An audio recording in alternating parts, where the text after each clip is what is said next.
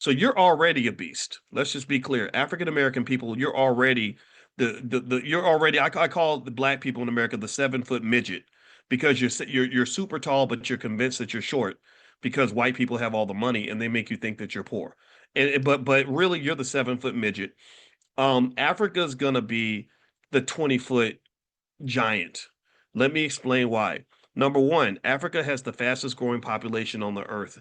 They're going to account for half of the world's population growth by the year 2050. Nigeria alone is going to have over 400 million people, just Nigeria. So, what that means is you have more labor, you have more demand for consumer goods, which builds stronger economies. 70% of the US economy is driven by consumer spending. In various parts of Africa, as the population grows, you will have more consumers, you will have more workers, and that's going to be extraordinary. No, because they didn't listen to Bill Gates when Bill Gates told them to stop having babies. They didn't listen to those folks, and I'm glad they didn't.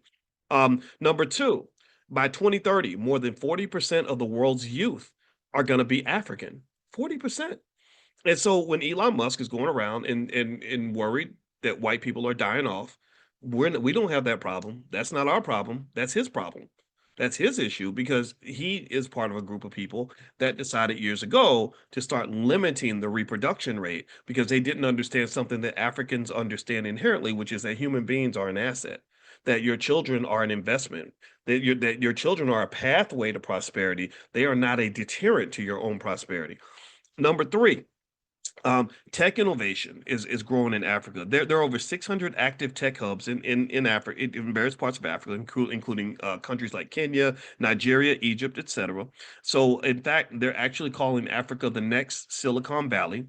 75% of internet users in Africa access the internet through their mobile phones, which opens the door for digital banking, e-commerce, education, and media platforms like the Black Business School, which we're going to expand to Africa expeditiously. As my friend T, I met Ti in Ghana. He likes to use the word expeditiously. I'm using the word expeditiously. I told my wife, I said, okay, we coming to Ghana, then we're gonna go to Kenya, then we're gonna go to some other places because I want us to be connected to this.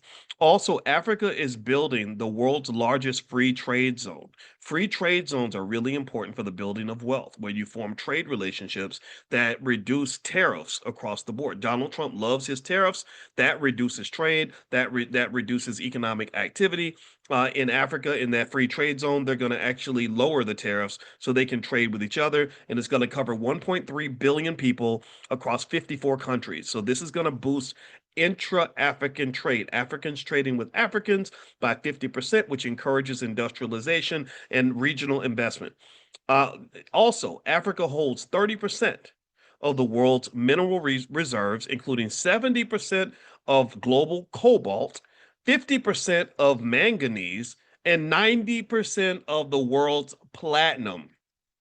So this is critical. If you're talking about EVs and various forms of technology, renewable energy, you need these things. So Africa has all this, right? By 2030, Africa's middle class is projected to reach over 1 billion people with increasing income and consumption patterns.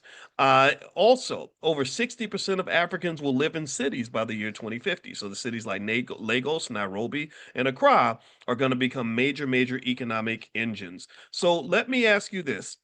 Given that I explained to you that African American people have a higher annual spending power than every single country in Africa, and that if you add up the top 7 countries in Africa and their GDPs, it would take that many countries to just make up the spending power of African Americans. Do you agree with me that African American people are an economic powerhouse? Do you agree with me that that where we go, where we invest, is going to be powerful? Give me a yes if you agree on that. Give me a yes if you agree that they need us.